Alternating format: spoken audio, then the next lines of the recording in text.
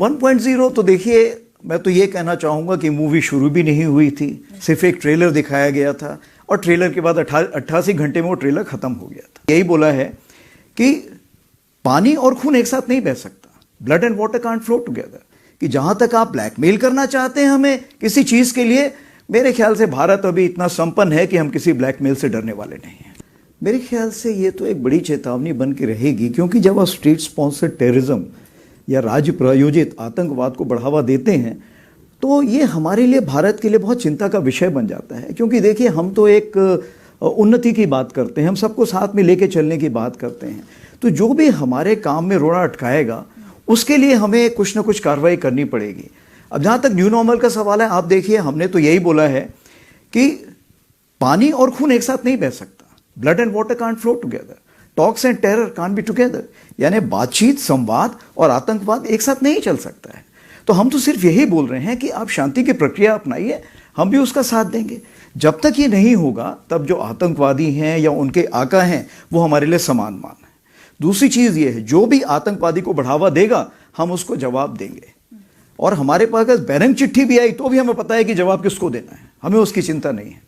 और जहाँ तीसरी बात है कि जहाँ तक आप ब्लैकमेल करना चाहते हैं हमें किसी चीज़ के लिए, मेरे ख्याल से भारत अभी इतना संपन्न है कि हम किसी ब्लैकमेल से डरने वाले नहीं हैं। तो आपका असेसमेंट क्या है, इसके जो रिजल्ट्स रहे उसका आकलन क्या है? और सिंदूर 1.0 अगर मैं कहूँ 1.0 तो देखिए, मैं तो ये कहना चाहूँगा कि मूवी शुरू भी नहीं हुई थी, सिर्फ एक ट्रेलर दिखाया गया था और ट्रेलर के बाद 88 घंटे में वो ट्रेलर खत्म हो गया था।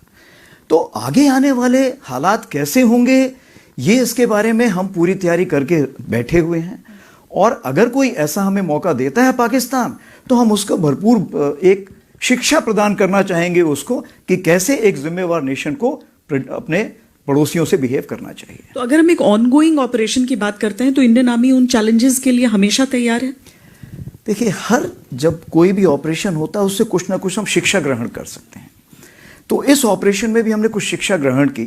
जैसे सबसे पहले तो हमने ये लेसन प्राप्त किया कि इसमें सबसे पहले चीज़ ये है कि जो डिसीजन मेकिंग है या जो आपने निर्णय लेना है उसके लिए समय बहुत कम है, और निर्णय आपको हर लेवल पे लेना पड़ेगा।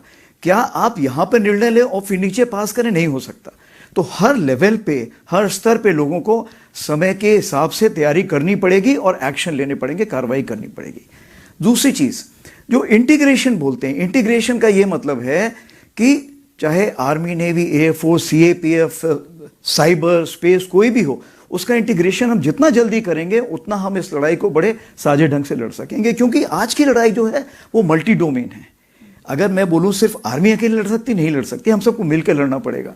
जो सैटेलाइट है वो बताएगी कि कौन कहाँ पर बैठा हुआ है, और जो उसी प्रकार से जो हमारे साइबर हैं उसका ये है कि क्या मुझे एक, मान लीजिए एक ड्रोन आ रहा है, तो ड्रोन के लिए क्या मुझे फायर करने की ज़रूरत है या मैं उसको इलेक्ट्रोमैग्नेटिक स्पेक्ट्रम या कहीं लेज़र से किल कर सकता हूँ? तो बहुत सारी चीज़ें हैं जो इतनी आपस में घुल मिल गई हैं कि हमें उसमें साथ में बैठ के सोच विचार करना पड़ेगा। तीसरी चीज़ ये है कि लड़ाई कितने दिन चलेगी ये आज हम नहीं बता सकते हैं। हमने तो लड़ाई तकरीबन मान लीजिए 88 घंटे में की, कल कोई 4 महीने भी चल सकती है, 4 साल चल सकती है। इस चीज़ को मद्देनजर रखते हुए क्या हमारे पास साजो सामान है उस लड़ाई को लड़ने के लिए? क्या उसके लिए शस्त्र हैं? अगर नहीं है तो उसकी हमें तैयारी करनी पड़ेगी। हमें यह देखना पड़ेगा कि हमें 4 साल की लड़ाई तक के लिए भी तैयारी करके